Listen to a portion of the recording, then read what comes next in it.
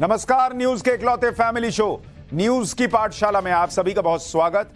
मैं हूं सुशांत सिन्हा। ये वो पाठशाला जहां सबकी क्लास लगती है। और सबसे पहले आपको बता दूं कि आज पाठशाला में क्या क्या है और कौन कौन सी क्लास लगाने वाला हूं, किस किस की क्लास लगाने वाला हूं। अरविंद केजरीवाल दिल्ली के मुख्यमंत्री अब तिहाड़ जेल पहुंच गए, लेकिन तिहाड़ जेल में उनके साथ क्या क्या होने वाला है, आज इसकी रिपोर्ट आपको दिखाऊंगा। केजरीवाल ने ईडी को जो बताया वो आतिशी और सौरभ भारद्वाज को भी जेल पहुंचा देगा क्या? केजरीवाल का वो करीबी जिसके चक्कर में अभी और गिरफ्तारियां होंगी, उसके बारे में बताऊंगा। पहली बार टीवी पर देखिए शराब घोटाले के आरोप से जुड़े हुए वो मोबाइल मैसेज जो बड़ा राज खोल देंगे। इसके अलावा पीएम मोदी ने तीसरे टर्म के दूसरे ही दिन क्या बड़ा धमाका करने का ऐलान कर दिया है। नोटबंदी पार्ट 2, बड़ा टैक्स रिफॉर्म या कुछ और? नरेंद्र मोदी के मन में क्या चल रहा है? पीएम मोदी क्यों बोले विपक्ष बहुत पछताने वाला है, आज उसके बारे में भी बताऊंगा। और कांग्रेस के चंदे का वो हिसाब जिसे देखकर आप हैरान रह जाएंगे कि बॉस ये लोग छाती पीट रहे थे, आज वो भी दिखाऊंगा। माफिया मुख्तार की मौत पर वोट की लूट वर्सेस सीएम योगी का बड़ा ऐलान। मुख्तार के घर में ओवैसी का खाना कितने मुसलमान वोट दिलाएगा, आज इसका भी चैप्टर है। लेकिन पाठशाला में पहले दिन भर की बड़ी खबरों का रिवीजन, उसके बाद पहला चैप्टर।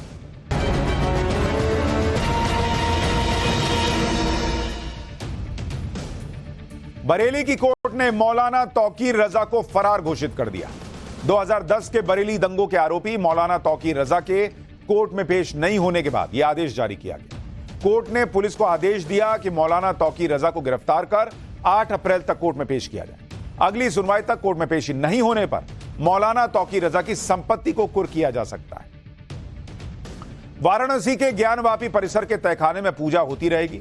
सुप्रीम कोर्ट ने व्यास जी के तहखाने में पूजा पर रोक लगाने वाली मस्जिद कमेटी की याचिका को खारिज कर दिया। सुनवाई के दौरान चीफ जस्टिस ऑफ इंडिया ने पूछा क्या तहखाने और मस्जिद में जाने का एक ही रास्ता है, जिस पर मस्जिद कमेटी ने अलग अलग रास्ता होने की बात कही। सुनवाई के बाद कोर्ट ने फिलहाल पूजा जारी रखने का आदेश दिया और जुलाई में आगे की सुनवाई होने की बात कही। बंगाल के संदेश खाली में हुई हिंसा के आरोपी शाहजहां शेख को कोर्ट ने 13 अप्रैल तक ईडी की कस्टडी में भेज दिया। ईडी की टीम पर हमले के आरोप में शाहजहां शेख को 29 फरवरी को गिरफ्तार किया गया था और कलकत्ता हाईकोर्ट के दखल के बाद उसे सीबीआई को सौंपा गया। शनिवार को जमीन घोटाले से जुड़े केस में लंबी पूछताछ के बाद ईडी ने शाहजहां शेख को अपनी गिरफ्त में ले लिया। सुप्रीम कोर्ट ने मध्य प्रदेश के धार जिले में भोजशाला के एएसआई सर्वे पर रोक लगाने से इनकार कर दिया है। मुस्लिम पक्ष ने सुप्रीम कोर्ट में एएसआई सर्वे को रोकने की मांग करते हुए याचिका लगाई थी। सुप्रीम कोर्ट ने यह भी कहा कि सर्वे के दौरान भोजशाला में कोई खुदाई नहीं होगी जिससे वहां का स्वरूप बदले।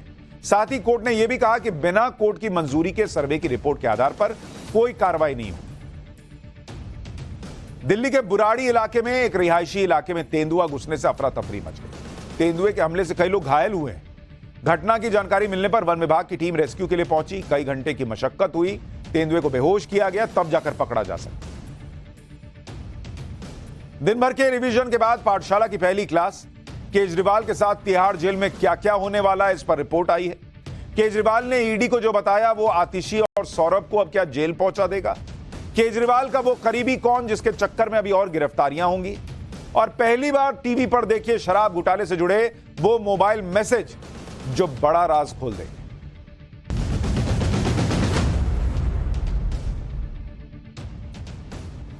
किसी जमाने में दूसरों को तिहाड़ जेल भेजने की बातें करने वाले केजरीवाल के लिए वक्त का पहिया ऐसा घूमा कि आज केजरीवाल खुद तिहाड़ जेल में पहुंच गए। केजरीवाल ने जिस दिन के बारे में सोचा नहीं था वो दिन आज आ गया। और जिनको केजरीवाल कहते थे कि तिहाड़ में भेजेंगे, वो लोग रामलीला मैदान में अरविंद केजरीवाल तिहाड़ क्यों जा रहे हैं इस पर छाती पीट रहे थे। पूरा जो वक्त का पहिया होता है ना, वो पलट गया, घूम गया। ईडी ने केजरीवाल की आज रिमांड नहीं मांगी और कोर्ट ने उन्हें 15 अप्रैल तक न्यायिक हिरासत में भेज दिया, यानी जेल भेज दिया। इसके बाद जेल वैन में केजरीवाल को भरकर तिहाड़ जेल पहुंचा दिया गया। लेकिन जेल जाते ही केजरीवाल ने आज एक और रिकॉर्ड बना दिया। अब तक वो देश के पहले ऐसे मुख्यमंत्री थे जो रिमांड में होने के बावजूद मुख्यमंत्री पद पर बैठे हुए थे। आज केजरीवाल ने नया रिकॉर्ड बना दिया। वो आए थे ना पॉलिटिक्स बदलने, देखिए पॉलिटिक्स बदल दी। आज वो देश के पहले ऐसे मुख्यमंत्री बन गए जो जेल के अंदर जाकर भी मुख्यमंत्री हैं। केजरीवाल अब उसी तिहाड़ जेल में रहेंगे जहां उनके पुराने साथी मनीष सिसोदिया, संजय सिंह और सत्येंद्र जैन बने। केजरीवाल को तिहाड़ की जेल नंबर 2 में रखा गया है। वो जेल नंबर 2 में अकेले रहेंगे। केजरीवाल के साथी संजय सिंह को कुछ दिन पहले ही जेल नंबर 2 से जेल नंबर 5 में शिफ्ट किया गया है। इसके अलावा पूर्व deputy CM Manish Sisodia jail number 1 में है और केजरीवाल के एक और मंत्री रहे सत्येंद्र जैन जेल नंबर 7 में। यानी अब आम आदमी पार्टी के सीनियर लीडर्स का नया ठिकाना तिहाड़ जेल बन गया और देश में शायद ही कोई ऐसी पार्टी होगी जो लॉन्च होने के इतने कम समय में इस तरह का प्रदर्शन करते हुए उसके तमाम बड़े नेता जेल के अंदर गए। तिहाड़ जेल में अब सीएम केजरीवाल के साथ क्या क्या होने वाला है यह आपको आगे बताऊंगा, लेकिन पहले सुनिए कि तिहाड़ जाने से पहले आज जब केजरीवाल जी कोर्ट में पेश हुए तो उन्होंने क्या कहा। अरविंद जी, पूरे तिहाड़ गठबंधन के आपके लिए जुटा रोल में कुछ कहना चाहेंगे? देश के लिए अच्छा नहीं है। अरविंद जी, पूरे तिहाड़ गठबंधन के आपके लिए जुटा रोल में कुछ कहना चाहेंगे? देश के लिए अच्छा नहीं है। यानी उन्होंने प्रधानमंत्री पे डाल दिया कि प्रधानमंत्री जो कर रहे हैं वो देश के लिए ठीक नहीं आ रहे। जेल तो आपको कोर्ट ने भेजा, गलत था तो कोर्ट कह देता कि नहीं जेल नहीं भेजेंगे इनको। केजरीवाल जेल जाने पर सिंपैथी बटोरने में जुटे हैं, लेकिन ये सिंपैथी उन्हें मिलेगी या नहीं ये तो वक्त बताएगा। फिलहाल उन्हें तिहाड़ में क्या क्या मिलने वाला है मैं बता देता हूं। कोर्ट से केजरीवाल ने तिहाड़ में कई सारी चीजों की परमिशन मांगी। कोर्ट ने तिहाड़ के अंदर केजरीवाल को क्या क्या ले जाने की परमिशन दी है आपको पहले वो बता देता हूं। केजरीवाल अपना गद्दा तिहाड़ जेल में यूज कर पाएंगे। केजरीवाल ने कहा उनको चादर भी अपना चाहिए तो चादर भी उनको अपना मिलेगा। केजरीवाल ने 2 तकिया मांगा तो कोर्ट ने कहा 2 तकिया रख लीजिए। इसके अलावा रजाई और कंबल ये भी केजरीवाल अपना इस्तेमाल कर सकेंगे। यानी चादर, तकिया, गद्दा, रजाई, कंबल कुछ भी जेल का नहीं, अपना इस्तेमाल करेंगे केजरीवाल जी। केजरीवाल ने अपनी हेल्थ से जुड़ी हुई कई परमिशन भी कोर्ट से मांगी। केजरीवाल की सेहत को देखते हुए कोर्ट ने कहा कि केजरीवाल हेल्थ मॉनिटरिंग डिवाइस अंदर ले जा सकते हैं, क्योंकि केजरीवाल जी के परिवार का कहना है कि बहुत हाई शुगर रहता है, इनको बहुत बीमार है शुगर की वजह से। तो कोर्ट ने कहा कि ठीक है हेल्थ मॉनिटरिंग डिवाइस ले जाइए। इसके अलावा sugar sensor, charger, sugar machine वाला वो ले जाइए, और जो ग्लूकोमीटर होता है वो ले जाइए, सेंसर रीडर ले जाइए। इसके अलावा अगर ब्लड शुगर लेवल नीचे जाता है तो उसके लिए कई बार तुरंत टॉफी खानी पड़ती है ताकि शुगर लेवल ऊपर जाए। तो कोर्ट ने कहा ठीक है आप जेल में रहिए लेकिन टॉफी रखिए, ग्लूकोज रखिए, डायबिटीज की दवाइयां रखिए, यह सब आपको जेल अथॉरिटी दे देगा। इसके अलावा कोर्ट ने इस बात की परमिशन दे दी है कि अरविंद केजरीवाल घर का बना खाना खा सकते हैं, और इतना ही नहीं उन्हें जेल का जो पानी है वो भी नहीं पीना पड़ेगा, वो बोतल बंद पानी मंगवा सकते हैं। यानी घर का खाना पहुंचेगा, केजरीवाल वही खाएंगे, जेल का खाना नहीं खाएंगे। तो जो एक कहावत थी कि जेल की रोटी खानी पड़ेगी, जेल का पानी पीना पड़ेगा, वो जेल में रहकर भी केजरीवाल जी पे लागू नहीं होगी, क्योंकि वो घर का खाना खाते रहेंगे, घर का पानी पीते रहेंगे, या बोतल बंद बिस्लेरी वगैरह जो होता है मिनरल वाटर वो पीते रहेंगे। इसके अलावा केजरीवाल ने जेल में पढ़ने के लिए 3 किताबें मांगी। केजरीवाल जी ने कहा कि मुझे रामायण दीजिए सर, मैं रामायण पढ़ना चाहता हूं।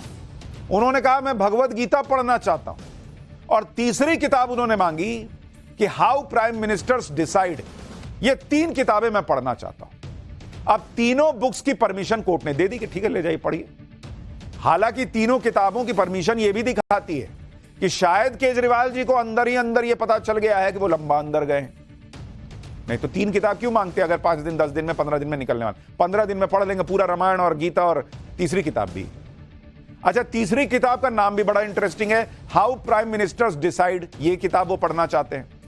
अब या तो इस किताब से वो ये समझना चाह रहे हैं कि प्रधानमंत्री कैसे सोचते हैं, ये पता चले तो समझ में आए कि मोदी जी अब अगला क्या सोचने वाले हैं, करने वाले हैं, और नहीं तो शायद ये मैसेज देना चाह रहे हैं कि मैं तो अब यहां से निकलूंगा तो प्रधानमंत्री ही बनूंगा।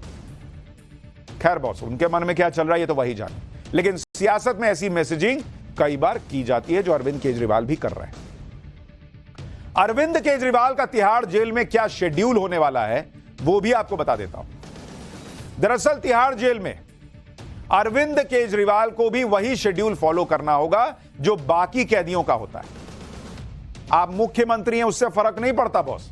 आप वहां कैदी हैं तो जो बाकी करेंगे वो आपको करना पड़ेगा।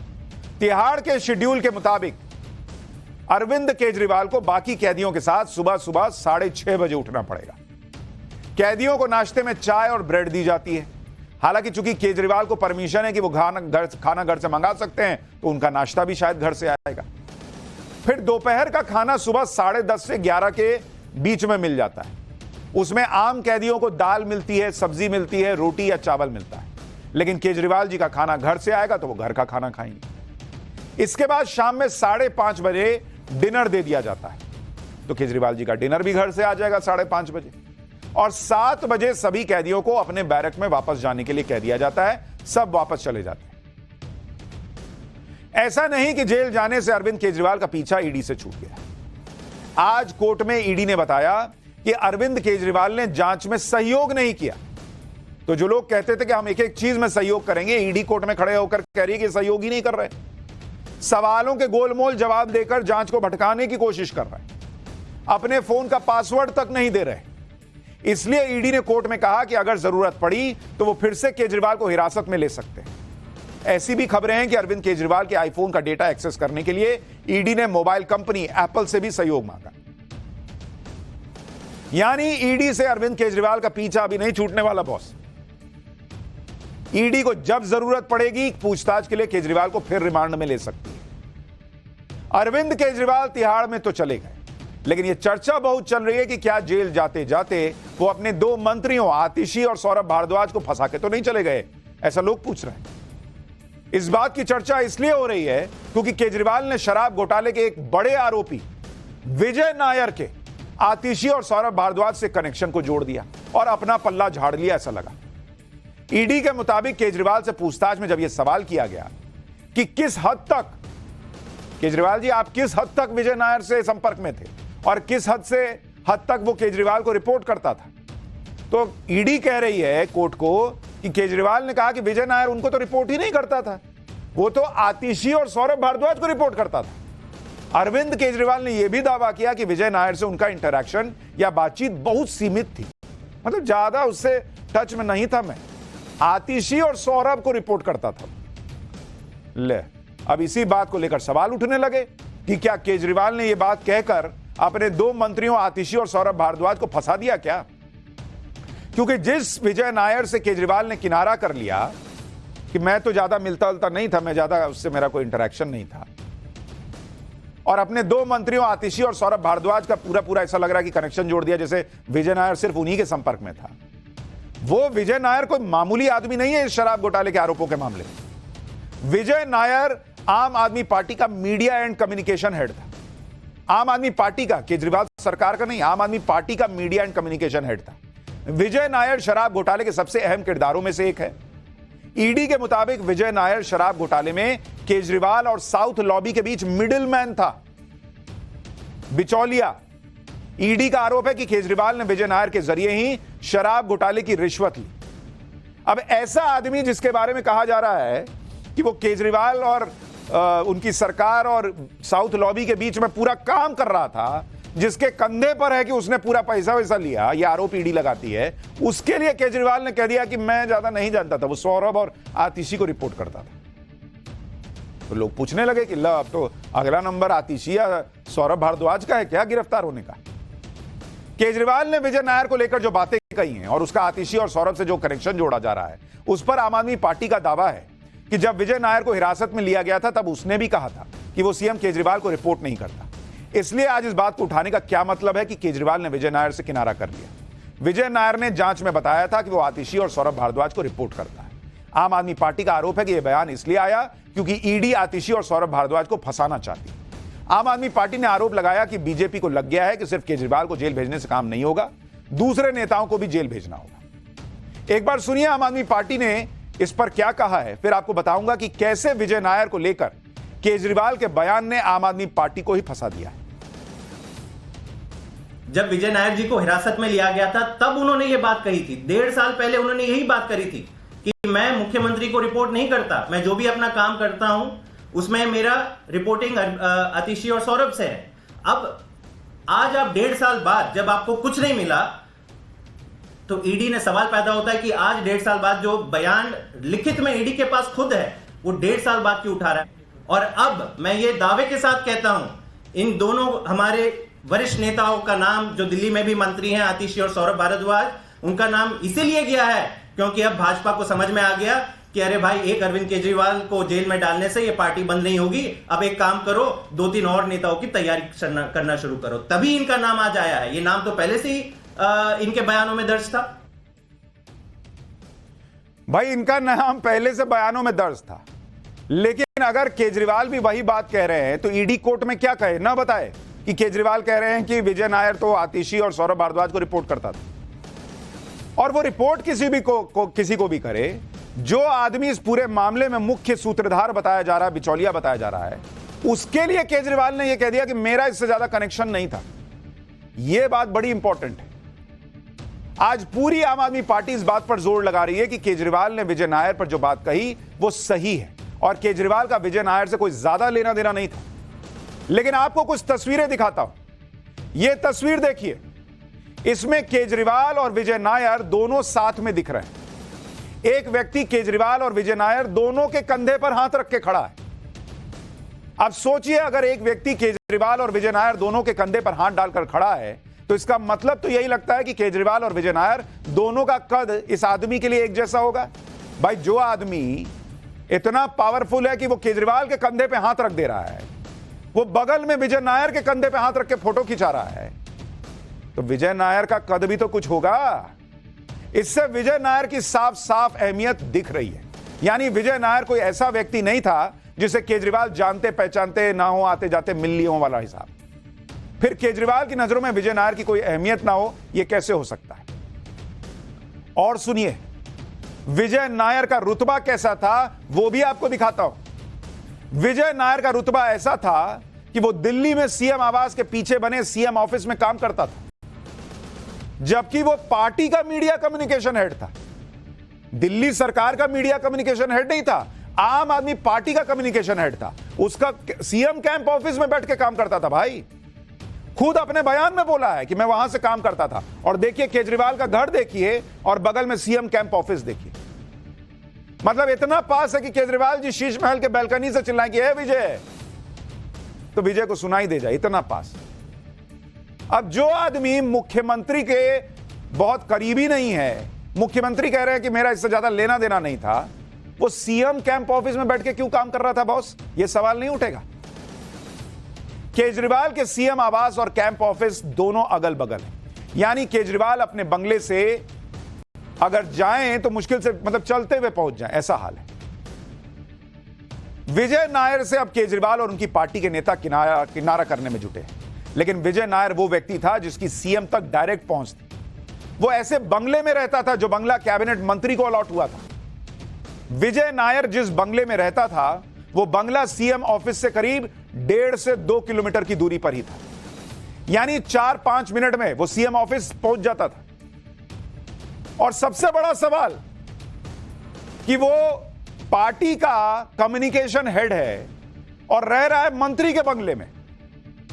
सोचिए, कोई आदमी ऐसा है, कोई और आम आदमी पार्टी में ऐसा आदमी है मुझे बताइए, जो पार्टी का काम करता है लेकिन मंत्री को अलॉटेड बंगले में रह रहा है और उसका कोई रुतबा नहीं है। जो आतिशी और सौरभ हैं, जो उस जमाने में विधायक होते थे, वो वहां से मुख्यमंत्री के दफ्तर से काम नहीं करते थे।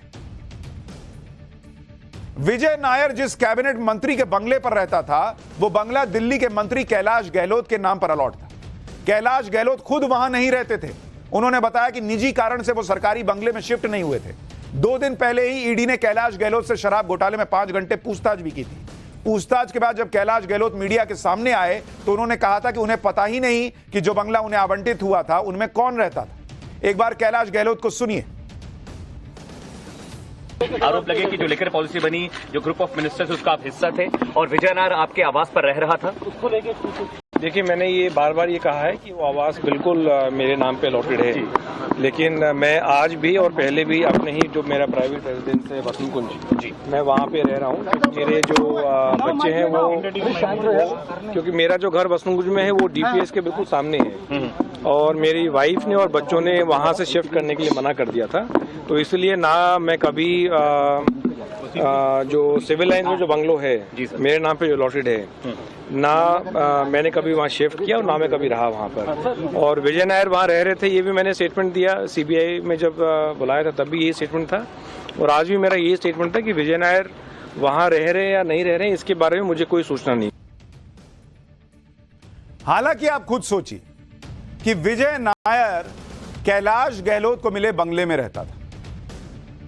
कैलाश गहलोत को बंगला नहीं चाहिए था, मंत्री का बंगला, कोई छोटा मोटा बंगला नहीं होता, मंत्री का बंगला नहीं चाहिए था तो किसी भी विजय नायर को मिल जाएगा जो पार्टी में कम्युनिकेशन हेड है।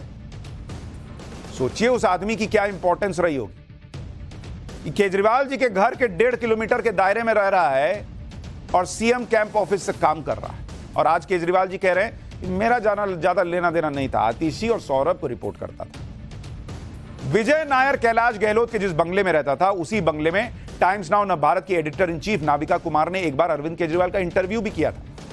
हैरान करने वाली बात यह है कि जिस विजय नायर के बारे में दावा है कि वो आतिशी और सौरभ भारद्वाज को रिपोर्ट करता था, वो खुद तो कैबिनेट मंत्री के अलॉटेड बंगले में रहता था, जबकि जिन आतिशी और सौरभ भारद्वाज को उस जमाने में वो रिपोर्ट करता था कथित तौर पर, वो तब विधायक थे। आतिशी और सौरभ भारद्वाज तब मंत्री कहां बने थे और वो बेचारे अपने अपने घर में रह रहे थे या सामान्य बंगलों में रह रहे थे।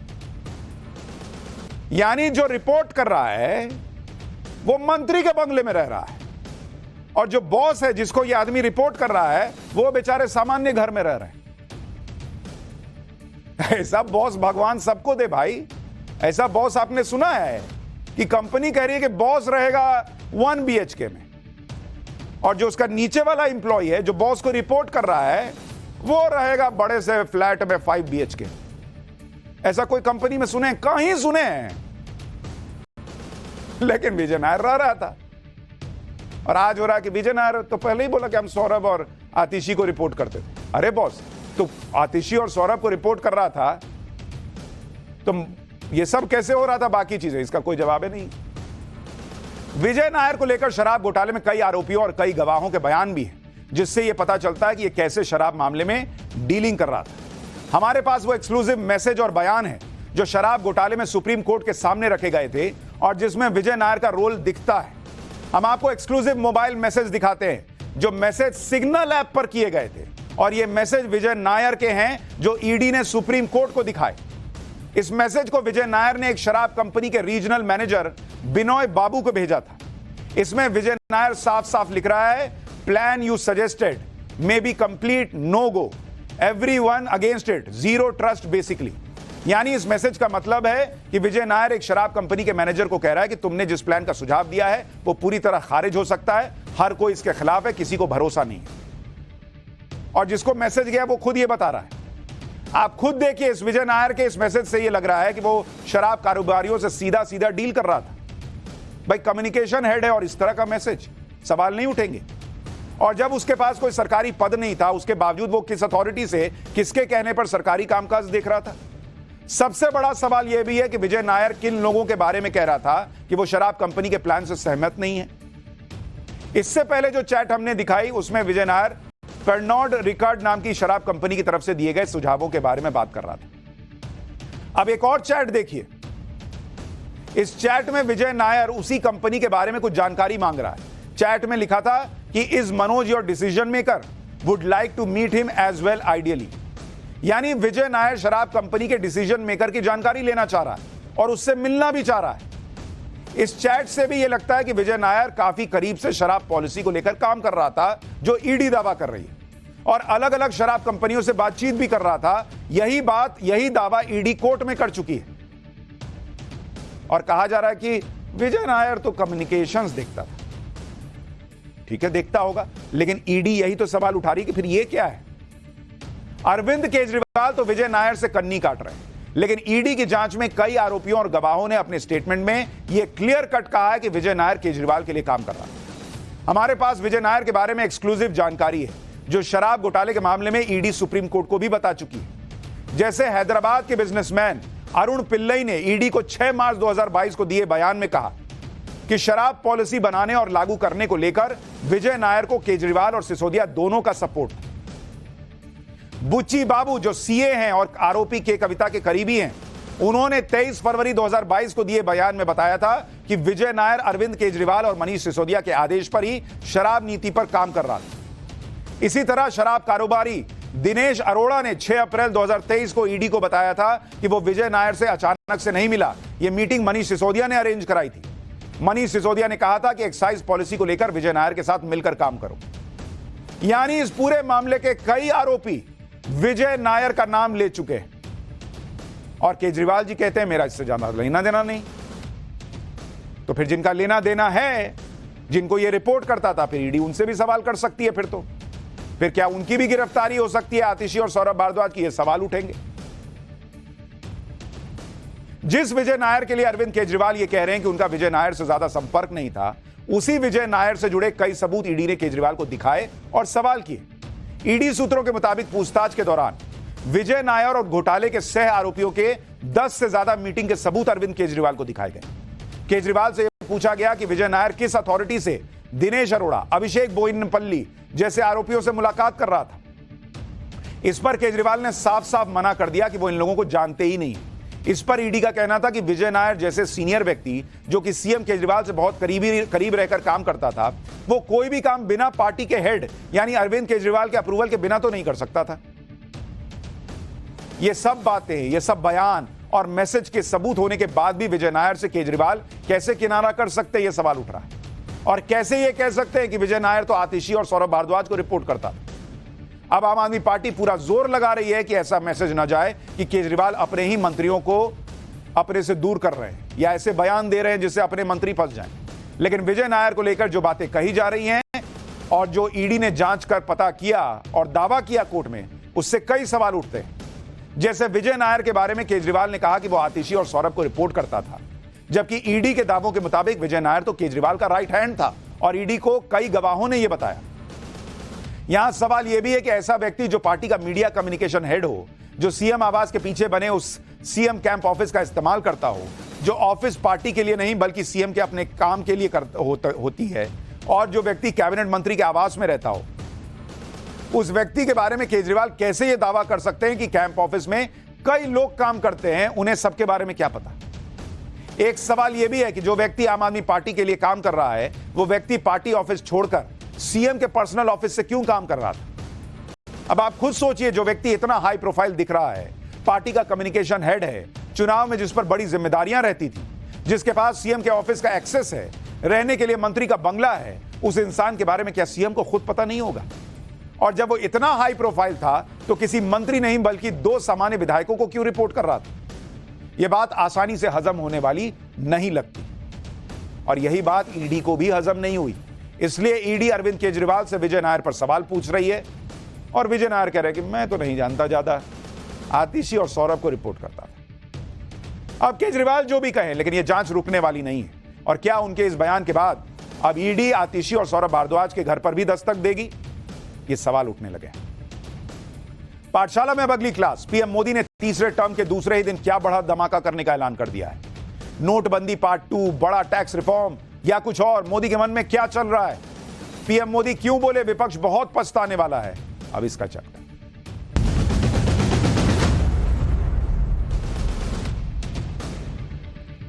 लोकसभा चुनाव की पहली वोटिंग में अब सिर्फ 3 हफ्ते ही बचे, लेकिन इंडी गठबंधन अब तक अपनी कोई स्ट्रैटेजी तैयार नहीं कर पाया।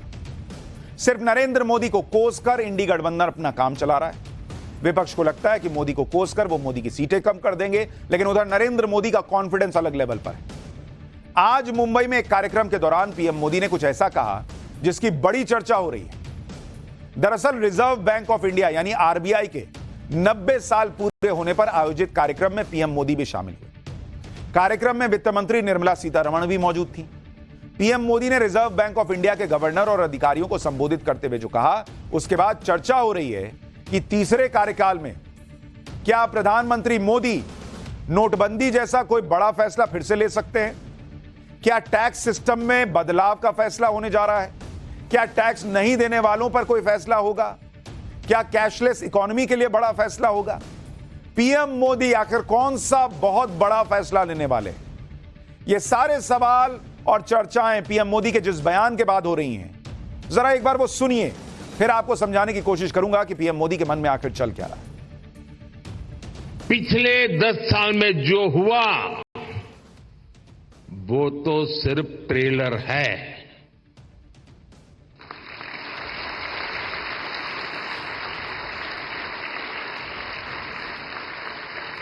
अभी तो बहुत कुछ करना है। अभी तो हमें देश को बहुत आगे लेकर जाना है। अभी 100 दिन में चुनाव में बिजी हूं, तो आपके पास भरपूर समय है। आप सोच के रखिए, क्योंकि शपथ लेने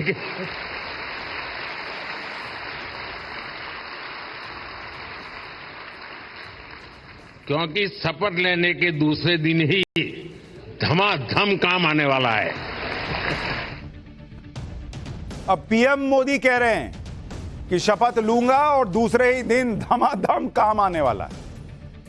अब इसी को लेकर चर्चा शुरू हो गई कि बॉस क्या ही करने वाले हैं। फिर पीएम मोदी कई बार तीसरे टर्म के लिए लिए जाने वाले फैसलों का जिक्र कर चुके हैं, लेकिन हर बार पीएम मोदी ने यही बात कही कि तीसरा टर्म कड़े और बड़े फैसलों वाला होगा।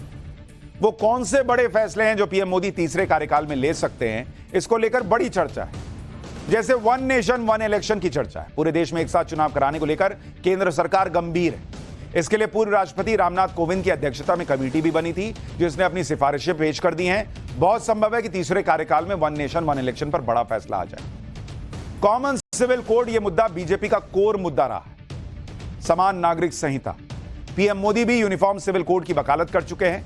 उत्तराखंड में बीजेपी सरकार ने तो यूसीसी लागू भी कर दिया है।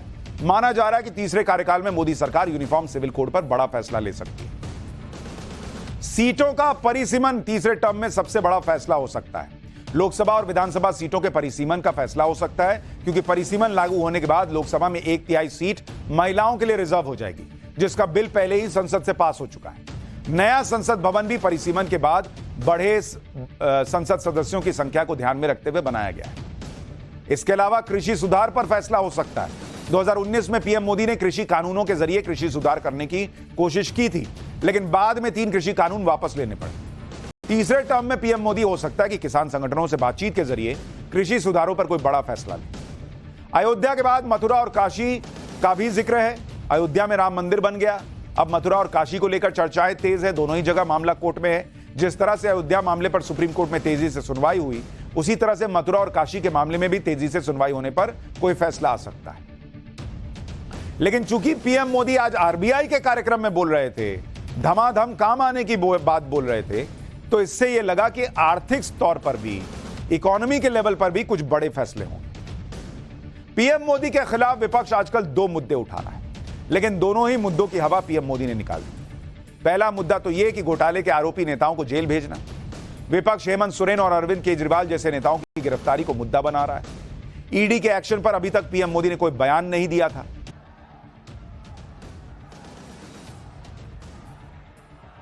सुप्रीम कोर्ट तक जमानत नहीं मिल रही है, और इसलिए कई बड़े बड़े भ्रष्टाचारियों को कोर्ट के चक्कर लगाने पड़ रहे हैं। कह रहे हैं हमारे नेता जेल में गए। भाई मुझे बताओ, 12 लाख करोड़ के घपले घोटाले करेंगे तो जेल में जाएंगे या नहीं जाएंगे? जोर से बोलो, जाएंगे या नहीं जाएंगे? और राहुल बाबा सुन लो, क्यों फरियाद कर रहे हो? हमने 2014 में भी किया, 19 में भी किया, कहकर हम चुनाव लड़े थे। जो भ्रष्टाचार करेगा वो जेल की सलाखों के पीछे चला जाएगा। विपक्षी नेताओं की गिरफ्तारी के अलावा विपक्ष का दूसरा मुद्दा है इलेक्टोरल बॉन्ड से लिया गया चंदा। विपक्ष आरोप लगा रहा है कि बीजेपी ने इलेक्टोरल बॉन्ड के जरिए बड़ा घोटाला किया। राहुल गांधी से लेकर उद्धव ठाकरे तक इंडी गठबंधन के नेता कह रहे हैं कि इलेक्टोरल बॉन्ड उगाही करने का तरीका था। लेकिन ये सारे दल भूल जाते हैं कि इसी इलेक्टोरल बॉन्ड से विपक्षी पार्टियों ने भी चंदा लिया। इलेक्टोरल बॉन्ड पर भी पीएम मोदी ने कैसे विपक्ष की हवा निकाली उनके एजेंडे की, एक बार वो भी सुनिए। फिर मैं बताता हूं कि कांग्रेस के चंदे का क्या इतिहास है। मैं पक्का मानता हूं जो लोग इसको लेकर के आज नाच रहे हैं और गर्व कर रहे हैं वो पछताने वाले हैं। मैं जरा पूछना चाहता हूं इन सभी विद्वानों को कि 2014 के पहले जितने चुनाव हुए, चुनाव में खर्चा तो हुआ ही होगा ना, बिना खर्चा नहीं। कौन एजेंसी है जो मैं बता पाए कि पैसा कहां से आया था, कहां गया और किसने खर्च किया है? क्या ये तो मोदी ने इलेक्ट्रॉल बॉन्ड बनाया था, इसके कारण आज आप ढूंढ पा रहे हो कि पैसा बॉन्ड किसने लिया, कहां दिया, कैसे। वरना तो पहले तो पता ही नहीं था, चुनाव तो खर्चा होता था। आज आपको ट्रेल मिल रहा है क्योंकि इलेक्टोरल बॉन्ड थे। कोई व्यवस्था पूर्ण नहीं होती, कमियां हो सकती है, उसको कमियों को सुधारा जा सकता है। कम से कम इलेक्ट्रॉनिक बॉन्ड होता तो आपको बस जानकारी होती, यहां से यहां गया, यहां गया, यहां गया। चुनाव के वक्त हर बात पर छाती पीटना विपक्ष का नया ट्रेंड बन गया है। इससे चुनाव के वक्त नरेंद्र मोदी के खिलाफ माहौल बनाने की कोशिश भी की जाती है। जैसे एक मामला कांग्रेस के टैक्स नोटिस का है, जो कांग्रेस कल तक छाती पीट रही थी कि नरेंद्र मोदी तो कांग्रेस को चुनाव ही नहीं लड़ने देना चाहते क्योंकि इनकम टैक्स ने 3500 करोड़ के भुगतान का नोटिस भेज दिया है। उसी कांग्रेस का यह नैरेटिव भी आज फेल हो गया। एक तो इन लोगों का नैरेटिव ना चाइना के माल जैसा है, ज्यादा दिन चलता नहीं है। पता नहीं कहां से नैरेटिव लाते हैं, एकदम चाइना के माल की तरह, 4 दिन से ज्यादा नहीं चलता। हुआ यह कि कोर्ट में इनकम टैक्स ने खुद खड़े होकर कह दिया कि लोकसभा चुनाव तक इनकम टैक्स कांग्रेस पर कोई एक्शन ही नहीं लेने जा रहा है, यानी अगले 3 महीने तक कांग्रेस सेफ है, अब लड़िए चुनाव। कांग्रेस के इनकम टैक्स के मामले में आज सुप्रीम कोर्ट में इनकम टैक्स डिपार्टमेंट की तरफ से सॉलिसिटर जनरल तुषार मेहता पेश हुए, जबकि कांग्रेस की तरफ से अभिषेक मनु सिंघवी और विवेक तन्खा पेश हुए। इनकम टैक्स डिपार्टमेंट की तरफ से कह दिया गया कि टैक्स की देनदारी के मामले में अभी कांग्रेस के खिलाफ कोई कार्रवाई नहीं होगी। सॉलिसिटर जनरल ने कहा कि चुनाव चल रहे हैं, इसलिए इस मामले की सुनवाई जुलाई के दूसरे हफ्ते में की जाए। इनकम टैक्स डिपार्टमेंट की तरफ से कहा गया कि मौजूदा स्थिति को ध्यान में रखते हुए विभाग इस मामले को तूल नहीं देना चाहता। इसके अलावा इनकम टैक्स विभाग नहीं चाहता कि किसी पार्टी को चुनाव लड़ने में समस्या हो, इसलिए कांग्रेस के खिलाफ यह कार्रवाई जुलाई 2024 तक नहीं होगी। इस पर कांग्रेस के वकील अभिषेक मनु सिंघवी ने आईटी डिपार्टमेंट की तारीफ भी की, कहा कि बड़ा दयालु रवैया है भाई। अब बताइए, कल तक कह रहे थे कि नरेंद्र मोदी तो लेवल प्लेइंग फील्ड नहीं दे रहे, हमारा अकाउंट फ्रीज कर दिया, ये हो गया वो हो गया। भले ही आज कांग्रेस को सुप्रीम कोर्ट से लोकसभा चुनाव तक राहत मिल गई, लेकिन टैक्स का मामला कांग्रेस की मुसीबत बना रहेगा क्योंकि इनकम टैक्स की तरफ से करीब 3500 करोड़ रुपए के डिमांड नोटिस भेजे गए। 31 मार्च को इनकम टैक्स डिपार्टमेंट ने कांग्रेस को 1745 करोड़ रुपए का नया टैक्स नोटिस भेजा था। यह डिमांड नोटिस 2017-18 से 2020-21 के लिए है। इसमें जुर्माने के साथ ब्याज भी शामिल है। इससे पहले 29 मार्च को 1823 करोड़ का नोटिस भेजा गया। इस तरह आईटी ने कांग्रेस से कुल 3567 करोड़ रुपए की देनदारी का हिसाब मांगा। इनकम टैक्स डिपार्टमेंट ने पिछले सालों से जुड़ी टैक्स डिमांड के लिए कांग्रेस पार्टी के खातों से 135 करोड़ रुपए पहले ही वसूल लिए। इसी एक्शन के खिलाफ कांग्रेस आज सुप्रीम कोर्ट पहुंची हुई थी, तो इनकम टैक्स ने कहा कि हम नहीं मांग रहे भाई, लड़िए ना, चुनाव लड़िए। इनकम टैक्स डिपार्टमेंट ने कांग्रेस के खातों में करीब जो उन्हें गड़बड़ियां दिखी, उन्हीं को देखते हुए अब तक 3567 करोड़ रुपए के नोटिस जारी किए। कांग्रेस को इनकम टैक्स डिपार्टमेंट ने अब तक जो नोटिस दिए हैं उनमें उसके हिसाब से कांग्रेस को 2014-15 के लिए 663 करोड़ रुपए, जिसका हिसाब नहीं है। 2015-16 664 करोड़ रुपए, 2016-17 417 करोड़ रुपए, 2017-18 में 178 करोड़ 70 लाख रुपए, 2018-19 में 918 करोड़ 40 लाख रुपया, 19-20 में 490 करोड़ रुपया और ब्याज मिलाइए 235 करोड़ रुपया, तो कुल 3567 करोड़ रुपया बैठता है। अब आप कहेंगे इतना पैसा क्यों भाई, क्यों देना है? भाई वैसे तो राजनीतिक पार्टियों को इनकम टैक्स में 100% छूट होती है, लेकिन इसके लिए अकाउंट की ऑडिट रिपोर्ट इलेक्शन कमीशन को जमा करनी होती है और इनकम टैक्स विभाग में रिटर्न ऑफ इनकम भी बतानी होती है। लेकिन कांग्रेस ने यही जानकारी ठीक तरह से नहीं बताई, जिसकी वजह से यह कार्रवाई हुई है। दूसरी बात कि आप 2000 रुपए से ज्यादा का कैश में चंदा नहीं ले सकते, उससे ज्यादा लीजिएगा तो दीजिए फिर टैक्स। तो इनकम टैक्स पूछ रहा है कि क्यों, कहां से लिए ये चंदा? वही तो नरेंद्र मोदी कह रहे हैं कि पिछला हिसाब तो वो चल रहा था कि कहां से चंदा आ रहा पता ही नहीं चल रहा है। अब नरेंद्र मोदी लाए इलेक्टोरल बॉन्ड, तो उसमें पता तो चल रहा है किसको क्या चंदा मिल रहा है। और चंदे का हिसाब, जो लोग लेवल प्लेइंग फील्ड की बात करते हैं, जो कांग्रेस पार्टी या चुनावी चंदे पर या इनकम टैक्स की रेड पर लेवल प्लेइंग फील्ड की बात कर रही है, हर चंदे को घोटाले की तरह पेश कर रही है। उसने खुद 6 दशक से ज्यादा समय तक राज किया देश पर। और क्या किया आपको पता है? जब कांग्रेस सत्ता में हुआ करती थी और देश की बड़ी बड़ी कंपनियों से झोली भर भर कर एक तरफा चंदा लिया करती थी, तब तो आपको कुछ गलत नहीं दिखता था। तब तो आपने नहीं कहा कि हमको एक तरफा चंदा मिल रहा है इसलिए हमने घोटाले किए।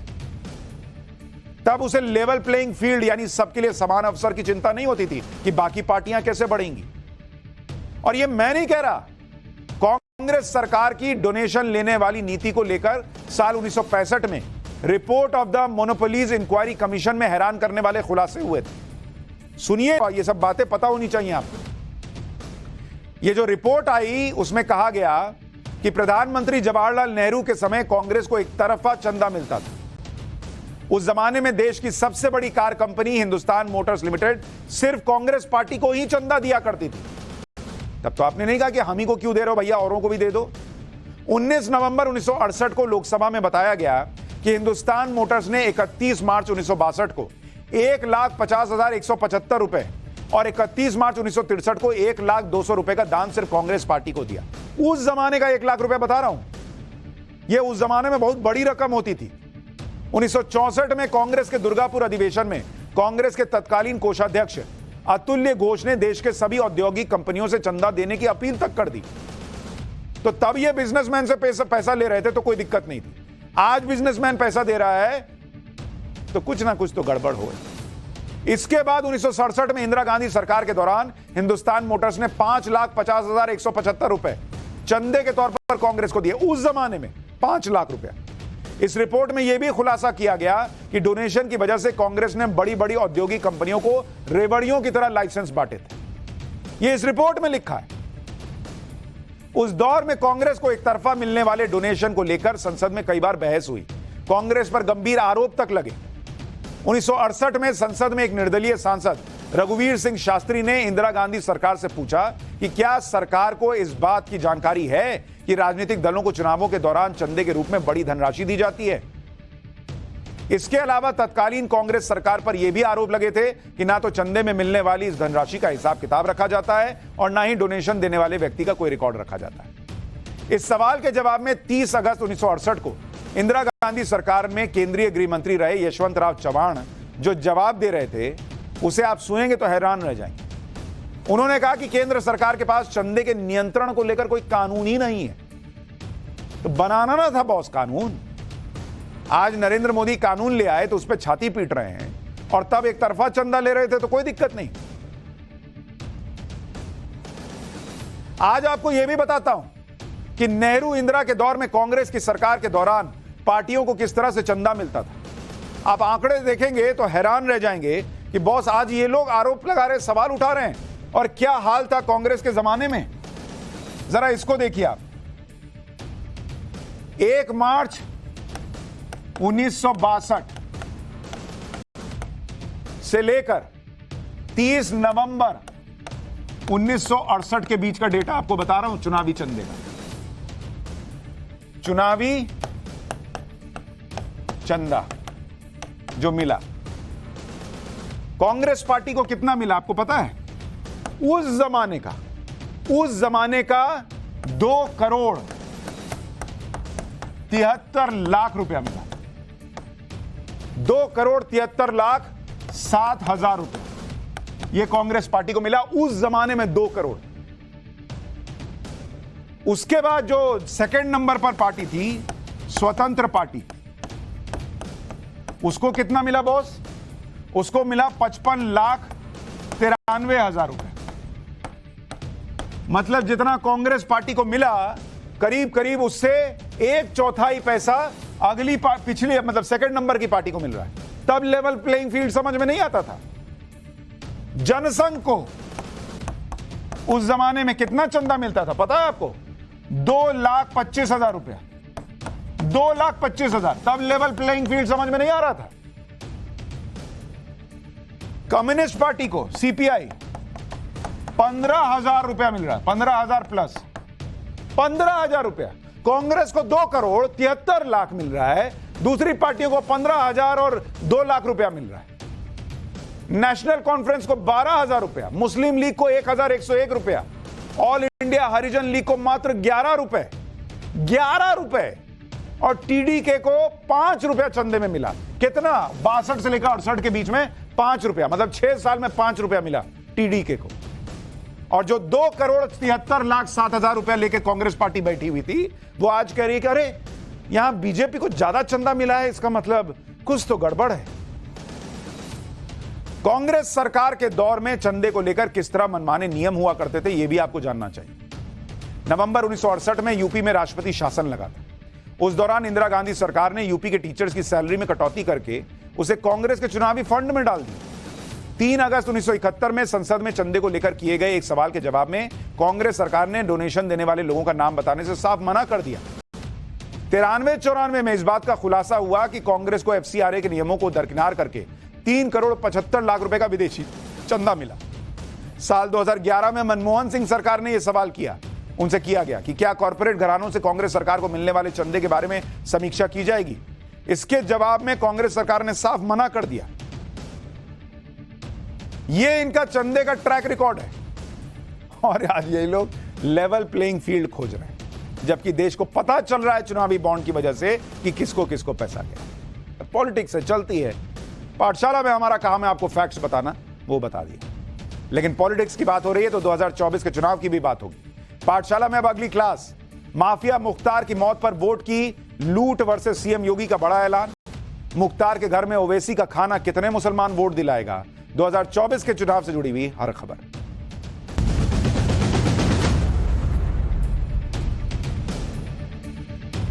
माफिया मुख्तार अंसारी तो मिट्टी में मिल चुका है, लेकिन उस मिट्टी से वोटों की फसल उगाने और वोटों की फसल काटने के अरमान लिए नेता उसकी मिट्टी के आसपास जमा हो रहे हैं। जिस माफिया पर 60 से ज्यादा संगीन केस थे, उसकी मौत के बाद उसके घर पर शोक जताने वाले नेताओं का तांता लगा है। सारे विपक्षी पार्टियों में इस बात की होड़ मची हुई है, जैसे मुख्तार के साथ बहुत बड़ी नाइंसाफी हो गई। मुख्तार की मौत के बाद गाजीपुर में उसके घर पर नेता हमदर्दी जताने के लिए पहुंच रहे हैं, जैसे कोई बहुत बड़ा स्वतंत्रता सेनानी हो। माफिया मुख्तार की मौत पर हमदर्दी जताने के लिए एआईएमआईएम के प्रमुख असदुद्दीन ओवैसी हैदराबाद से यूपी के गाजीपुर में मुख्तार अंसारी के घर पहुंचे। ओवैसी ने मुख्तार के बेटे उमर अंसारी से मुलाकात की और मुख्तार के घर पर ही इफ्तारी की और मुख्तार के परिवार के साथ बैठकर खाना भी खाया। ये देखिए, बैठ के खाना खा रहे हैं। ओवैसी हैदराबाद से माफिया मुख्तार के घर पहुंचे तो यूपी में सियासी हलचल तेज हो गई। समाजवादी पार्टी के अध्यक्ष अखिलेश यादव टेंशन में आ गए। अखिलेश ने बगैर देर लगाए अपने चचेरे भाई धर्मेंद्र यादव को माफिया मुख्तार के परिवार से मिलने भेज दिया। धर्मेंद्र यादव ने न सिर्फ मुख्तार के परिवार से मुलाकात की, बल्कि कब्रिस्तान में जाकर मुख्तार की कब्र पर फूल चढ़ाए। इससे पहले समाजवादी पार्टी से अलग हो चुके स्वामी प्रसाद मौर्य भी माफिया मुख्तार की मौत पर हमदर्दी जताने गाजीपुर उनके घर पहुंचे। स्वामी प्रसाद मौर्य ने मुख्तार के बेटे उमर और बड़े भाई अफजाल अंसारी से मुलाकात के बाद जेल में मुख्तार की मौत पर भी सवाल उठा दिया। एकदम लाइन लगा हुआ है बॉस कि कैसे दिखा दें कि हम मुख्तार के करीबी हैं, उसके परिवार के लिए सोच रहे हैं। माफिया मुख्तार तो कोई मान ही नहीं रहा है इन लोगों में। भले ही समाजवादी पार्टी माफिया मुख्तार की मौत पर हमदर्दी जाहिर करने में थोड़ा पिछड़ गई, लेकिन समाजवादी पार्टी की तरफ से मैसेज दिया गया कि आज धर्मेंद्र पहुंचे हैं, कल अखिलेश भी गाजीपुर पहुंच सकते हैं। धर्मेंद्र यादव के गाजीपुर दौरे पर हमारे सहयोगी की यह रिपोर्ट देखिए, फिर बताता हूं कि ओवैसी की पार्टी ने धर्मेंद्र यादव की मुख्तार के घर पहुंचने पर ओवैसी की पार्टी अब अखिलेश पर क्यों भड़क गई। मुख्तार अंसारी के निधन के बाद अब उनके आवास मोहम्मदाबाद स्थित बड़का फाटक पर नेताओं के पहुंचने का सिलसिला शुरू हो चुका है। सबसे पहले असदुद्दीन ओवैसी पहुंचे और अब इस वक्त धर्मेंद्र यादव यहां पर पहुंचे हैं। समाजवादी पार्टी के वरिष्ठ नेता हैं और वो कालीबाग स्थित उस कब्रिस्तान में पहुंचे हैं जहां पर मुख्तार अंसारी को सुपुर्दे खाक किया गया है। वो इन्होंने यहाँ पर बाकायदे पुष्प अर्पित किया और इसके साथ ही उनको मिट्टी दी। और इसके साथ ही जिस तरीके से लगातार जो सियासत हो रही थी खासतौर से समाजवादी पार्टी को लेकर, क्योंकि समाजवादी पार्टी के कोई जो बड़ा नेता था वो नहीं पहुंचा था, उसके बाद से ही लगातार इस बात को लेकर सवाल उठ रहे थे और अब उन सवालों को कहीं ना कहीं विराम देने की कोशिश की गई है। उधर जैसे ही ये खबर आई कि ओवैसी के गाजीपुर पहुंचने के बाद अखिलेश यादव ने भी अपने चचेरे भाई को मुख्तार अंसारी के परिवार से मिलने भेजा है, तो ओवैसी की एआईएमआईएम ने अखिलेश यादव पर बड़ा हमला बोला। एआईएमआईएम ने आरोप लगाया कि अखिलेश यादव दिखावे के लिए अपने भाई धर्मेंद्र यादव को मुख्तार के घर पर भेज रहे हैं। पहले सुनिए अखिलेश यादव के मुख्तार अंसारी के घर नहीं पहुंचने पर एआईएमआईएम के नेता असीम वकार ने क्या कहा, फिर आपको माफिया मुख्तार से हमदर्दी जताने के लिए यूपी की विपक्षी पार्टियों में लगी होड़ की असल वजह बताऊंगा। समाजवादी पार्टी के राष्ट्रीय अध्यक्ष जनाब अखिलेश यादव जी को मुख्तार भाई के घर पहले जाना चाहिए था, लेकिन अफसोस कि जनाब अखिलेश यादव जी ने अपने ट्विटर पर मुख्तार भाई का नाम तक लिखना गवारा नहीं समझा। ऑल इंडिया मजलिस इत्तेहादुल मुस्लिमीन के राष्ट्रीय अध्यक्ष जनाब असद ओवैसी साहब हैदराबाद से चलकर गाजीपुर पहुंच जाते हैं। गाजीपुर पहुंचकर मुख्तार भाई के परिवार से मुलाकात करके अपनी ताज़ियत पेश करते हैं, तो उनको लगता है कि वो मुस्लिम वोटों की सियासत कर रहे हैं। ओवैसी साहब के जाने के बाद हलचल एकदम से तेज हो गई आपकी पार्टी में। कहाँ तो आप उनका नाम तक नहीं लिख रहे थे, और अब आपने लेटर जारी करके धर्मेंद्र यादव जी को कहा है कि जाइए उनके घर। अब माफिया मुख्तार से हमदर्दी के लिए मची होड़ की वजह भी आपको समझनी चाहिए। असल में माफिया मुख्तार अंसारी के नाम पर यूपी में वोट पर सभी विपक्षी पार्टियों की नजर है। मुख्तार की मौत पर हमदर्दी जताने वाली पार्टियों की कोशिश है कि मुख्तार के बहाने पूरे यूपी में मुसलमान वोटों को एकजुट कर लिया जाए। उत्तर प्रदेश में कुल 19% मुसलमान हैं। यूपी की 80 में से 24 लोकसभा सीटें ऐसी हैं जिनमें मुस्लिम वोट निर्णायक भूमिका में रहता है। मुख्तार अंसारी का सबसे ज्यादा प्रभाव पूर्वांचल में माना जाता है, जहां 16% से ज्यादा मुसलमान वोटर हैं। और अगर मुख्तार का पर्सनल इंपैक्ट देखें तो यह पूर्वांचल की 5 लोकसभा सीटों पर साफ दिखता है: गाजीपुर, घोसी, बलिया, जौनपुर और सोनभद्र। इनमें से गाजीपुर, घोसी और जौनपुर सीट पर बीजेपी पिछले लोकसभा चुनाव में हार गई। एक तरफ अखिलेश यादव माफिया मुख्तार की मौत के बाद बदले मुसलमान वोटों के समीकरण में फंसे, दूसरी तरफ माफिया मुख्तार की मौत के साथ ही असदुद्दीन ओवैसी की यूपी की सियासत में एंट्री ने अखिलेश को और परेशान कर दिया है, क्योंकि ओवैसी की पार्टी एआईएमआईएम ने यूपी के लोकसभा चुनाव में ऑफिशियली एंट्री का ऐलान कर दिया। इसके लिए ओवैसी ने अखिलेश यादव से दूरी बना चुकी पल्लवी पटेल की पार्टी अपना दल कमेरावादी को साथ मिलाकर नया मोर्चा बनाने की घोषणा कर दी। अखिलेश यादव के पीडीए यानी पिछड़ा, दलित और अल्पसंख्यक फॉर्मूले को टक्कर देने के लिए पीडीएम यानी पिछड़ा, दलित और मुसलमान न्याय मोर्चा बनाया गया। मोर्चे का ऐलान करते वक्त पल्लवी पटेल ने कहा कि पीडीए में ए को लेकर काफी कंफ्यूजन था। कभी वो अल्पसंख्यक हो गया, कभी वो अगड़ा हो गया, कभी तो पीडीए का ए ऑल यानी सब हो गया। आगे पल्लवी ने कहा कि पीडीए के ए को लेकर हो रहे कंफ्यूजन को दूर करने के लिए इसमें एम यानी मुसलमान जोड़ा गया। ओवैसी और पल्लवी पटेल के मुताबिक आने वाले दिनों में समान विचारधारा वाली कुछ और पार्टियां भी उनके मोर्चे पीडीएम के साथ जुड़ सकती हैं। यानी ओवैसी की नजर पूरी तरह यूपी के मुसलमान वोट बैंक पर है। हालांकि अभी ओवैसी ने यह साफ नहीं किया है कि उनका नया मोर्चा पीडीएम यूपी में कितनी सीटों पर चुनाव लड़ेगा, लेकिन नए मोर्चे का ऐलान होते ही ओवैसी ने अखिलेश यादव के एमओवाई समीकरण पर भी सवाल उठाए और समाजवादी पार्टी पर मुसलमानों की अनदेखी का आरोप लगा दिया। सुनिए एक बार ओवैसी को। कहे का एम वाई, खाली वाई फैक्टर काम करता है वहां पर। नहीं कहां पर, वहां पर सिर्फ वाई फैक्टर काम करता है, एम कहां पर? वहां ए टू जेड अलायंस कहां है वहां पर? वो तो सिर्फ वाई की वाही में ही रहते हैं। अगर वो दिल बड़ा करते और वाकई में उस पर काम करते तो ये सब दिन देखना नहीं पड़ता। मगर उनका मकसद कुछ और ही है। उनका मकसद ये है कि मुसलमान अंधे बनकर उनको वोट डालते रहें, मुसलमान सिर्फ दरी बिछाएं और नौजवान मुस्लिम पुकारे के भैया बे जवानी कुर्बान। तो जो लोग जिंदगी भर मुसलमानों के वोट के सबसे बड़े आपका ये जो वोट बटोरते रहे, उनको खुद ओवैसी एक्सपोज कर रहे हैं। खैर, से जुड़ी हुई एक बड़ी खबर आ रही है, वो आपको बता देता हूं। केजरीवाल ने जेल में मिलने आने वालों का नाम जेल प्रशासन को दिया है, जिसमें पत्नी सुनीता केजरीवाल का नाम है, बेटी हर्षिता और बेटे पुलकित का नाम दिया अरविंद केजरीवाल से कि ये लोग उनसे मिलने आ सकते हैं। इसके अलावा आम आदमी पार्टी के सांसद संदीप पाठक और पीए विभव कुमार का भी नाम दिया है। केजरीवाल ने एक और सहयोगी का नाम दिया है जिससे वो तिहाड़ जेल में मुलाकात करेंगे। यानी 6 लोग अरविंद केजरीवाल से मिलने के लिए तिहाड़ जेल जा सकते हैं, जिसमें पत्नी, बेटी और बेटा शामिल।